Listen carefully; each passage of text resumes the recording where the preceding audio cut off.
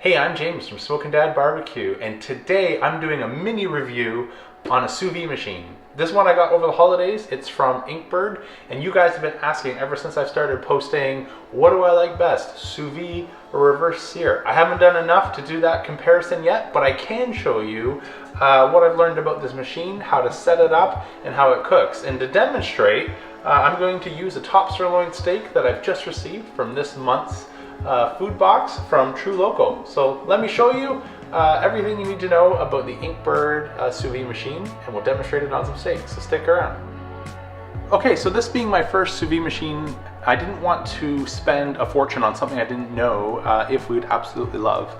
So I started looking online. I found this unit on Amazon, and it had a great rating. I think it was about 4.5 stars, and it checked all the boxes of everything that I was looking for in a unit.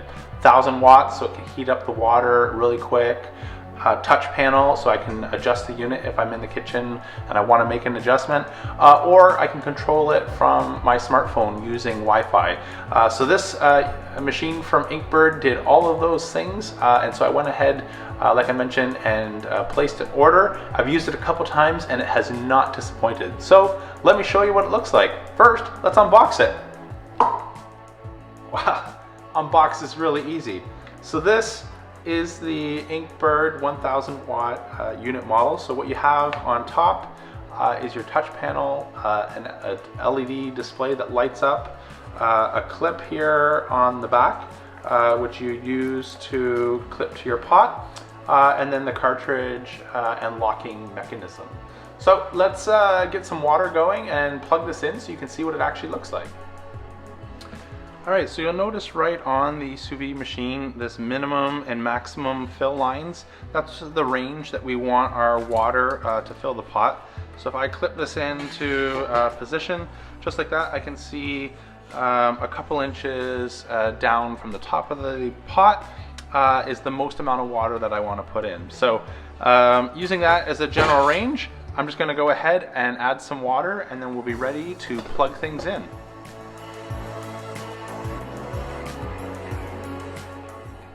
Okay, to get started, we're going to clip on our sous vide machine. We're going to plug it into a nearby outlet, and then we're going to go ahead and hit the play button to turn it on. So let's give this a few moments to come up to temperature, and while it's doing that, why don't I talk through a couple of the reasons sous vide might be really handy.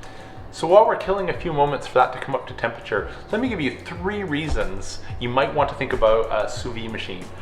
First is the consistency. Sous vide machines are renowned for turning out a spectacularly consistent cooks. You set it to 130 degrees today, Saturday, I get the same result. I do it tomorrow, Sunday, I do it a week from now. You get remarkable consistency with a sous vide machine.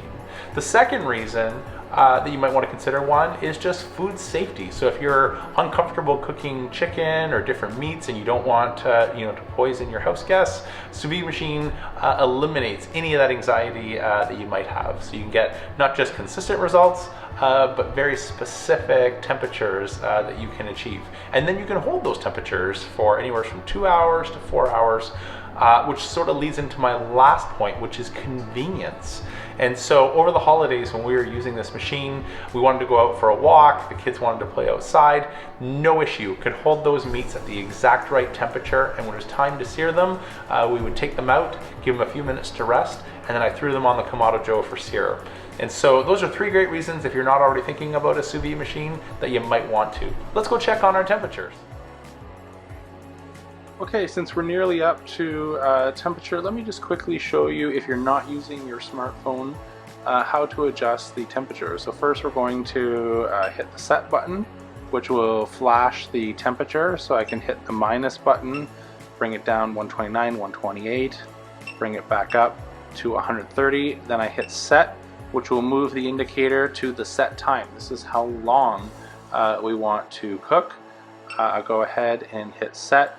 That's for the hours. Now for the minutes, hit set, and we're ready to go. At any point, if I wanted to suspend or pause the circulator and not have the water moving, I've just hit that pause and it's now off. Of course, we don't want to do that. We want to keep circulating the water and bringing it up to temperature. So we're about 2 degrees away. We're nearly there. You can do all of this, and it's a really simple operation from your smartphone. I'm just using that for recording the video, so I can't show you. But it's really easy to control either from your phone or from the display itself. So since we're nearly at 130 degrees Fahrenheit, let me go ahead and get our steak, and we'll place it.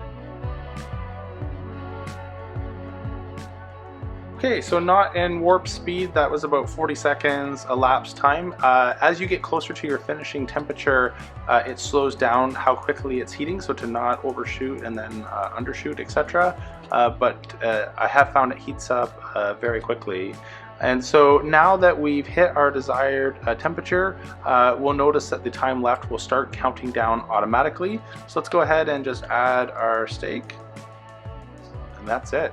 You're now cooking. Whether it's 2 hours from now, 4 hours from now, we can go ahead and leave that in there. And then when we're ready, we'll cut it out and get ready to sear it. Okay, our 2.5 hours is almost up, but before we remove this steak, I wanted to go ahead and check the accuracy claims. Mentioned earlier, I read the box and it said that this Inkbird sous vide machine is accurate to 0.1 degrees. And so I know another tool that is deadly accurate and calibrated, and that's my Thermapen. It's the MK4 model. So we're just gonna go ahead and check the water, see what we get. So we're getting air temperature right now, 68 degrees. Drop that in. And instantly 130 degrees. So it is getting the exact same temperature that the Inkbird is reading at. So really pleased with that from an accuracy perspective. And this is not insulated or anything like that. So the next step is we're gonna turn everything off. We're gonna take out our steak and let it rest for 10-15 minutes, which is perfect because I've already fired up the Kamado Joe, and we're gonna let that come up to searing temperature, and then we're ready to sear and then slice. Okay, so we're ready to open our package. We're gonna pat it as dry as we can. Add a little bit of our finishing seasoning that we want right before we hit the sear. So let's go ahead and do that.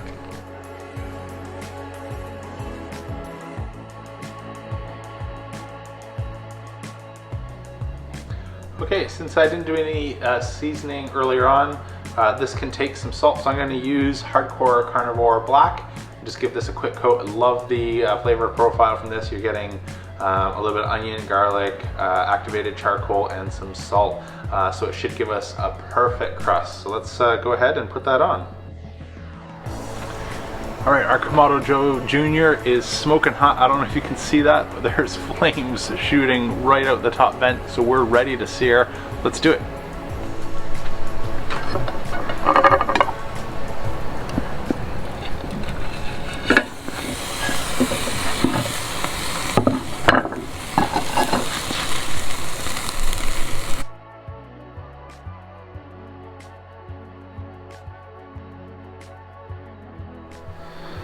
All right, let's slice into this.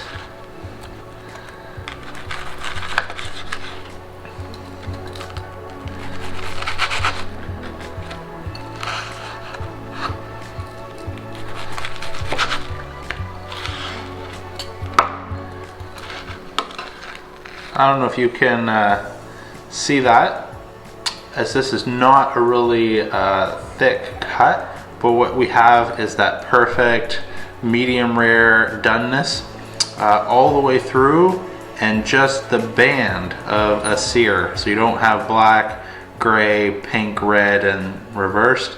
You've just got sear, medium rare in the middle. So I'm gonna go ahead and finish slicing this up. Okay, so that's it. So that's a quick unboxing review of how to operate and use the Inkbird sous vide machine. And as you can tell from the test steak that we did here, you just get that perfect doneness, exactly what you want. I set this to a medium rare. We've got a medium rare. And so I'm really pleased. So I hope you enjoyed today's video. If you have any questions, or there's anything else that you want to see me review related to helping you cook, barbecue, enjoy food with your friends and family, let me know in the comments below. And while you're there, please go ahead and hit that like and subscribe button to catch future videos. Until next time, we'll see you then.